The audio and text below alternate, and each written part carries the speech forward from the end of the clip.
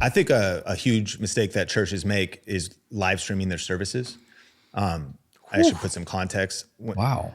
What I would say, listen, when VU live streams, that's amazing that you guys do it. I think churches that live stream their services at a low quality, Okay. like I'd So rather you good. just not even do it. And even another mistake, I think that it's a mistake to live stream worship for most churches Oh, because you just can't get the mix right. It's so hard to get that right. And I think that, so maybe it would be, don't live stream your services unless, I think it's like we should have Amen. minimal quality standards. Oh. Like there is a point where it Say it drops too again. low. Why even do it? I think there is a level, like you shouldn't do it unless you can do it excellently. And then I think with empathy, because I know budget and time and resource and who can help, but I think there's ways to do it. Like it'd be better maybe to get some accessories, get some lighting, maybe record the service and maybe edit it down. You know, again, they also will go live and it'll be like Sunday service, 10 a.m. Like that's the title of the video. And then they'll just leave it there under the live stream replay as Who does opposed that? to repackaging it. Who else does that? Thumbnail, title, what is the beginning? YouTube as an editor, you could trim to where the sermon starts. So again, I mean, maybe people want to go back and like, I really want to rewatch the whole thing, but like, do they need to watch 5 minutes of like the video announcement looping thing with the slides? And then they're going to watch worship? No, they're going to drag and go straight to the sermon. Very true. I agree with you. Yeah. I think this is, do churches call you guys and ask for help? Yeah. And do you guys work with churches? Yeah. Yeah. wow.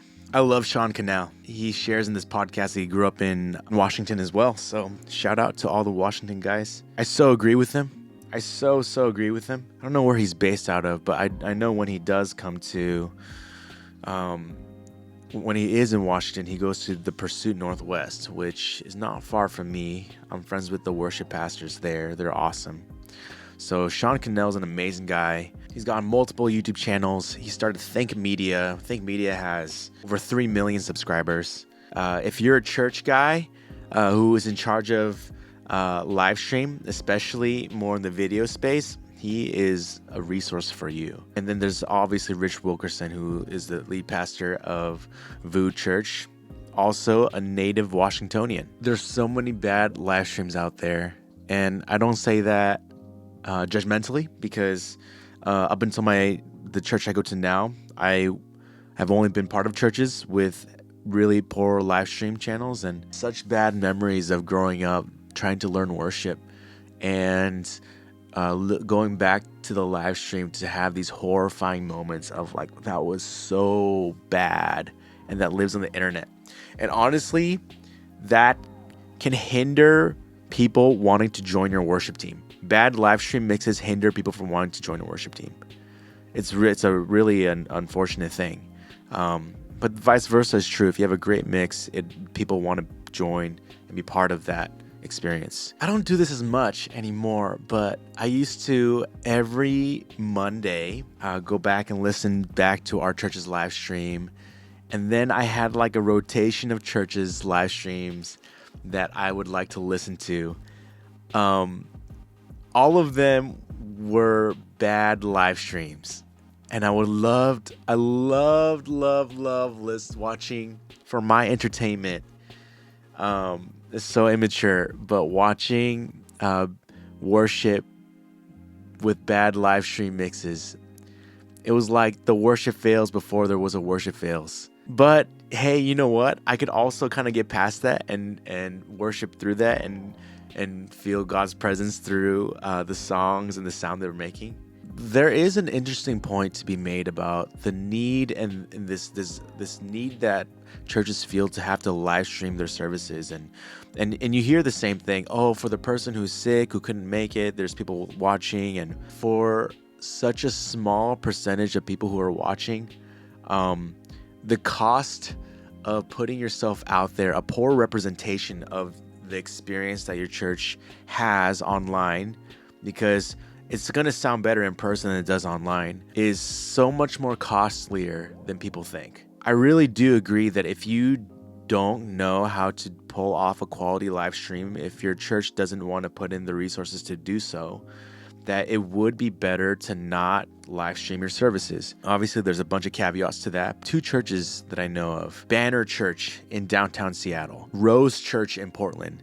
These are 2 churches that are thriving, and they do not live stream their services, and they're both fairly young churches. Yet they have an insane online presence with Instagram. They take high quality photos, all volunteers. They take high quality sermon clips, and those have amazing traction over the internet, online. But they don't live stream their whole service. They don't live stream worship. Both their churches are exploding. We think that, oh, we're going to miss out on this opportunity, but it's so ineffective, and this is such an underrated conversation. For those of you guys who are committed to the live stream, and you're not the person in your church to decide whether you guys live stream or not, your senior pastor's like, it's not negotiable, you're doing it, but you do have an impact on how to improve it. Listen, the first step is to check out productiononline.com. productiononline.com. Started by Luke Hendrickson. The holy grail of live stream audio is Bethel Church. Their live worship sounds like a recording. It sounds like a studio recording. That's thanks to Luke Hendrickson. And Luke Hendrickson is a guy who started this company called Production Online.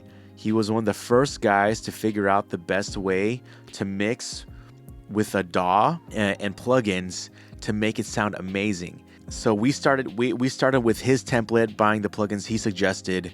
It's honestly cheaper than going through any old school model, and we started to sound really good. Now, that doesn't excuse the need that you're going to need to find a good mixing engineer. Option A, explore Production Online to figure out how to get your own good live stream if you want to mix in-house.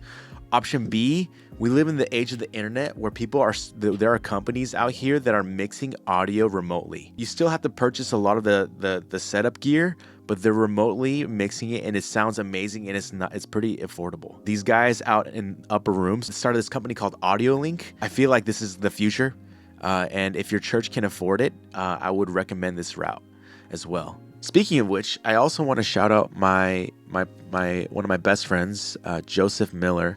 Started freelancing. He's the guy who transformed our live stream audio. I could only take it so far, but he's the one who's got a real gift. He can mix live stream remotely. He's a one-man shop. We have him reserved on the West Coast on Sunday mornings. But if you have any other live streams during the week, or if you're on the East Coast that you might start earlier or have a Sunday night service and you want to hire him, he can make your live stream sound good. Oh yeah, when I started to use Production Online as a resource, I hit 2 hurdles. One hurdle was from people who were like, I don't want to sound like Bethel. We're not Bethel. We're our own church. We should sound like us. Just because you buy quality plugins with a system that works doesn't mean you're going to sound exactly like them. Worship sounds like, honestly, is shaped around the voice of the worship leader. I have a unique voice. You have a unique voice. You can try to sound like Bethel, but you're not even going to be able to sound like Bethel. And the thing is, Production Online, Bethel's live streaming system, has been adapted by Upper Room when Upper Room started. Jesus Image. I know Elevation Worship Sound guys consulted with Bethel on how to get their live streams to sound good. Any high quality sound on the internet, I can guarantee you Bethel could take some sort of credit for a good quality live stream today. Any live stream.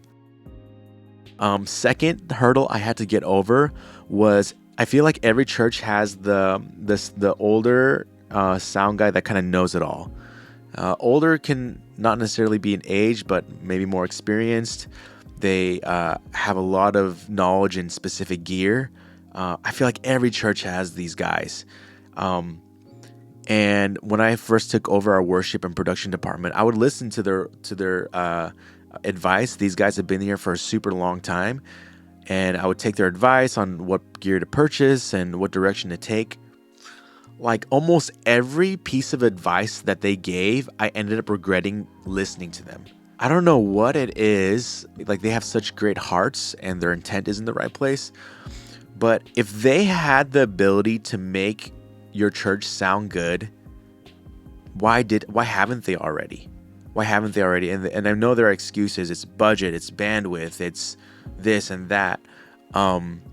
But ultimately, you might have to think outside the box and listen to these young guys that kind of crack the code aren't mixing live stream through a crazy mixer, separate console, but are doing it through a laptop, get the plugins they suggested and just start doing it their way. And listen, I've really become like a results guy. If you can show me you can do it, then I'll listen to you. But if you can talk the talk, but you can't walk the walk, then it might be better to start having that conversation of not live streaming your services. Kind of a downer note to end this video. I love you guys. You guys are crushing it. You guys are doing a good thing. And better things are ahead.